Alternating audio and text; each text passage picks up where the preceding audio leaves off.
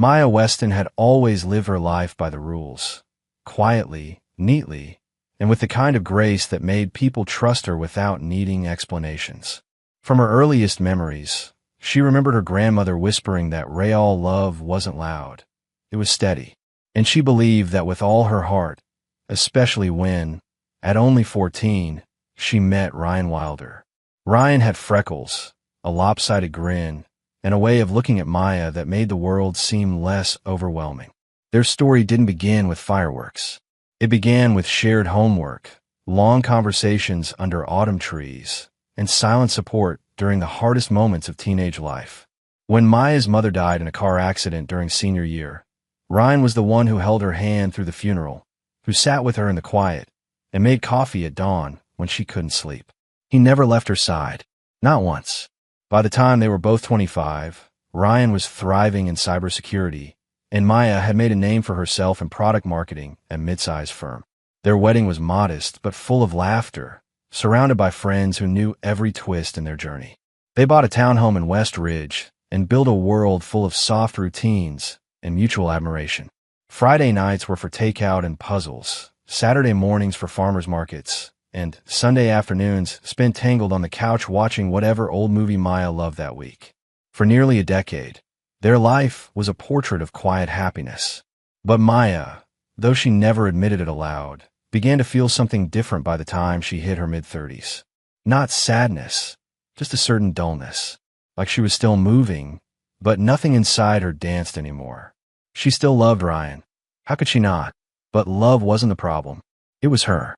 She felt like a faded version of herself. Every week blurred into the next. The same coffee mug, the same conversations, the same gentle forehead kisses that once thrilled her now felt like habits rather than gestures of passion. They were still kind, still loyal. But where had the hunger gone? She didn't dare tell Ryan. How could she? He still looked at her with that same warm smile. Still bought her favorite cookies on his way home. Still left sticky notes on the bathroom mirror saying, "Good luck, beautiful." It wasn't him. It was the absence of surprise. The shift truly began when she met Eliza, a new hire at Maya's firm. Eliza was magnetic in the way a bonfire is, bright, dangerous, and impossible to ignore. 30, fiercely independent, always talking about night drives and skydiving weekends. She dressed like freedom. She talked like rebellion. But it wasn't her energy that first captivated Maya. It was how deeply Eliza noticed her. One lunch break, Eliza asked Maya, "Do you ever feel like you're sleepwalking through a life you never really chose?" That line, that damn line stuck like a nail in her ribs. It echoed at night while Maya lay next to Ryan's sleeping form, wondering if he could feel her emotional drift. Soon, the conversations with Eliza deepened. From office banter to personal philosophies. Eliza admitted she had been in an open relationship for 5 years. "Monogamy is just social programming," she said once, licking her spoon after finishing a cup of gelato. "Why limit how much love or desire you can feel?" Maya wanted to disagree. She tried to, but something in her cracked. She started comparing Eliza's fire to Ryan's calm.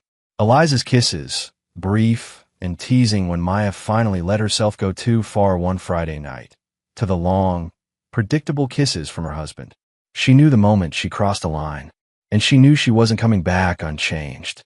One night, unable to handle the guilt of her emotional betrayal and the secret physical brush that had already occurred, Maya sat Ryan down.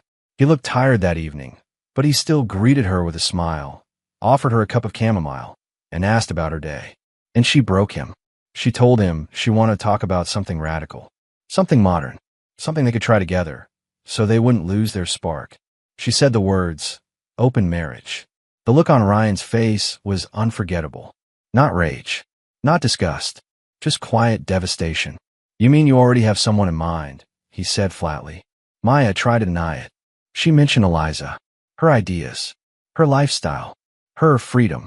But Ryan was too sharp to miss the signs. He said nothing that night, just packed a bag and slept on the couch. The silence in the house the next morning was worse than yelling. But Maya still believed there was a way to fix it, to make it exciting again. She convinced herself that maybe if they tried it together, it would heal the cracks. She didn't realize until much later. The first crack wasn't in the marriage. It was in her soul. The night Ryan agreed to attend the party with Maya, something shifted in him. Not forgiveness, not acceptance, just a slow, icy detachment. He told her, "I'll go. Not because I believe in it, because you need it."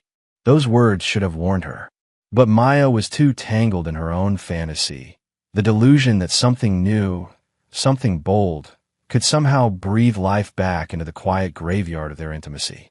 She spent an hour picking out the right outfit. Something elegant, not flashy. She wanted Ryan to want her again, to remember the woman he'd fallen in love with, to see her as a woman others wanted too. That was the truth she wouldn't admit even to herself. When she stepped out in a deep burgundy dress, Ryan barely looked up. His buttoned shirt was ironed, his hair combed, but his eyes, those brown eyes that once followed her every move with warmth, tonight, they were cold mirrors. The drive to the mansion was wordless. The only sound was the faint click of the turn signal and the whisper of tires against the wet road. Maya tapped her nails against her clutch. Ryan stared straight ahead. When they arrived, the house stood like a temple to temptation. Large gates, low lights, laughter floating from inside. Maya swallowed her nerves. Ryan's jaw clenched. Eliza met them at the door, like a high priestess of seduction. Her silk jumpsuit shimmered. Her lips were wine red. She kissed Maya on the cheek. When she turned to Ryan, her smile faltered. She sensed it, the storm behind his politeness. The inside was surreal. Wine glasses clinked. Hands touched backs lightly. Couples mingled like characters in a dream that tiptoed the line between elegance and sin. Maya's heart raced. She wasn't sure if it was excitement or shame. They moved through the rooms. Brooke, Eliza's friend, explained the rules. Consent is everything. No pressure. You choose your experience.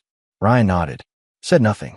A man in a tailored navy suit approached them, his partner, a blonde with sharp green eyes, hovering beside him. They made polite conversation, talked about literature, dogs, and favorite wines.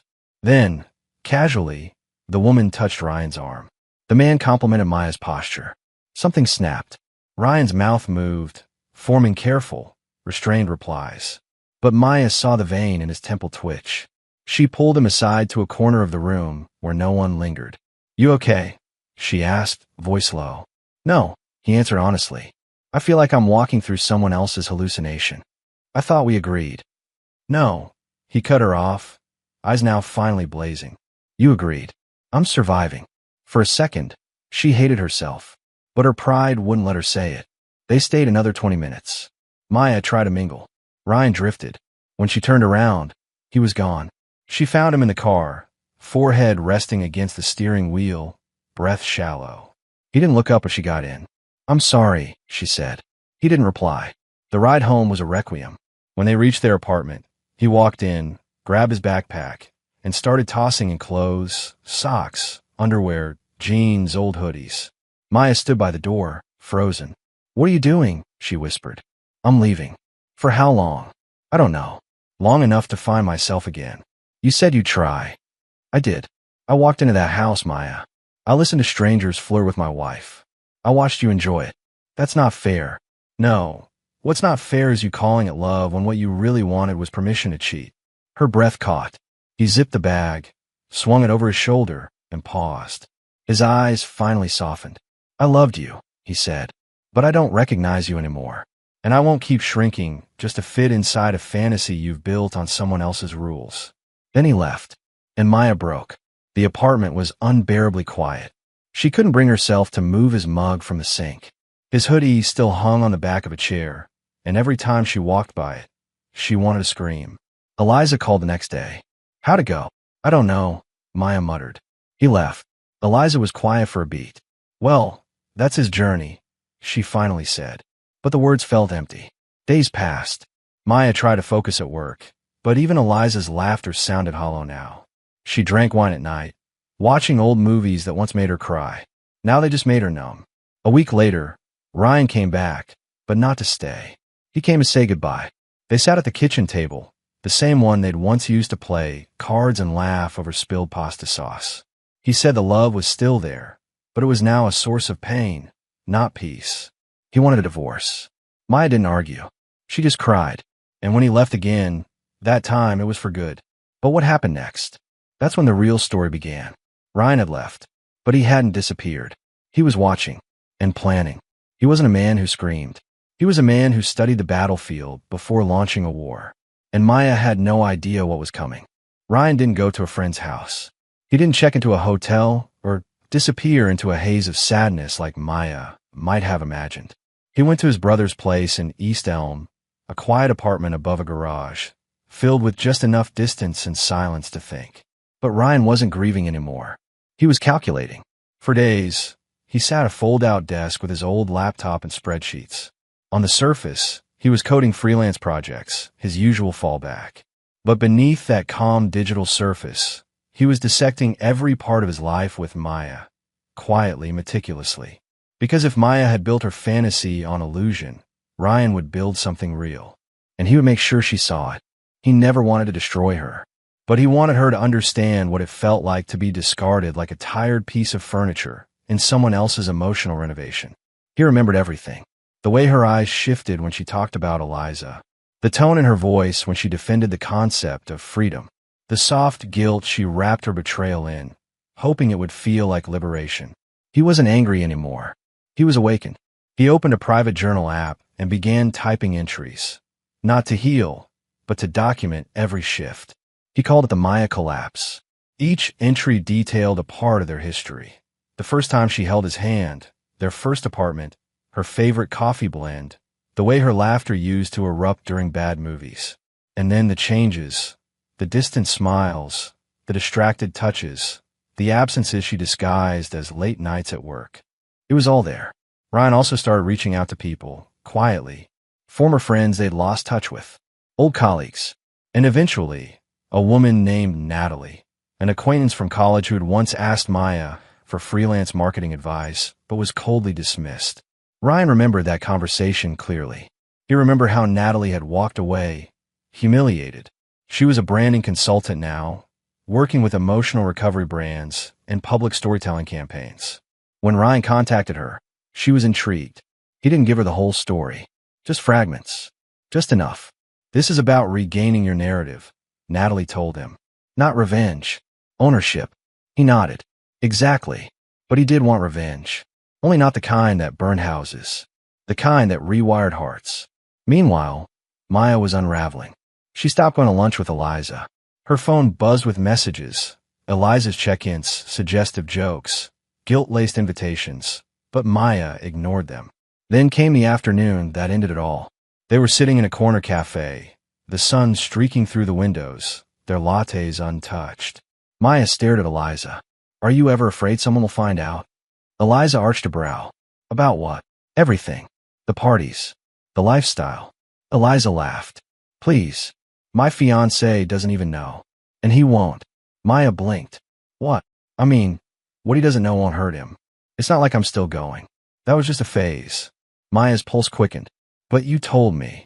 I told you what you needed to hear, Eliza said with a shrug. You were drowning in routine. You needed a push. Something snapped in Maya's chest. She stared at Eliza like a stranger. So it was all just entertainment to you? Eliza didn't flinch. Freedom looks different for everyone. You were bored, Maya. I gave you options. You gave me a coffin, she whispered. Maya stood up, grabbed her bag, and walked out without another word. That night, for the first time, she couldn't stop shaking. She poured herself a drink, but her hand trembled too much to lift it. She sat in the corner of her living room, alone, without Ryan, without Eliza, without her lies. She was officially free and utterly destroyed. 2 weeks later, a letter arrived in Maya's mailbox. It wasn't from Ryan. It was from an attorney. An invitation. Private. Maya's stomach dropped. The location was a gallery downtown, neutral ground. When she arrived, she was stunned to see not just a lawyer, but Natalie sitting at a table beside Ryan, who looked different, composed, sharp, alive. Maya, he said calmly, have a seat. She sat, confused, heart pounding. Ryan slid a tablet across the table. What's this? Everything you never noticed while you were busy chasing something better. On the screen was a campaign, a brand, reclamation. A video played, a soft-spoken narrator detailing how emotional betrayal in long-term relationships doesn't always come with screaming and cheating, but sometimes with gaslighting disguised as empowerment. It featured dramatized scenes eerily similar to their own. The narrator said, "Sometimes, when someone tells you they need freedom, what they really mean is they've stopped seeing you as a person. You become furniture in their life. Quiet. Still. Always there. Until you aren't." Maya's hands trembled. "This is going live next week," Ryan said softly. "It's not about you. Not by name. But it's about people like you. People who burn bridges and expect the smoke to make them look mystical." Tears welled in her eyes. "Why are you doing this?" "Because I needed a way to speak," he said. "You silenced me with philosophy. With language you borrowed from someone who never even believed it herself. You rewrote our marriage in real time." He leaned forward. "And now, I'm writing the ending." This wasn't a revenge that shouted. It whispered, but it echoed forever. The next morning, Maya woke up with a dull ache in her chest and 1,000 messages flooding her inbox. The campaign had gone viral. Reclamation was everywhere. It had been picked up by 3 major online magazines. The story, a man's journey of emotional betrayal inside a modern marriage experiment, was being shared under headlines like "When Loyalty is Branded Boring," and "He Watched Her Drift. Then He Reclaimed His Voice." Ryan hadn't named her. Not once. But everyone who knew them knew. She couldn't walk into the office without feeling eyes on her. Eliza had taken a leave of absence to process some things. HR called Maya in for a casual meeting. Nothing formal, but the message was clear. Keep your personal life out of the public eye. The silence she once sought now screamed in every corner of her existence. Worse were the anonymous comments on the campaign page. "She sounds like the kind of woman who reads one BuzzFeed article about polyamory and ruins a perfectly good man. You can tell he didn't want revenge. He wanted truth. That's what makes it sting." This hit harder than any cheating story I've read. He watched her leave emotionally, and she expected applause for it. Maya logged off. She couldn't take it. That weekend, she didn't leave the apartment. She stopped answering calls. Even her father, who had always been distant but respectful, sent her a message.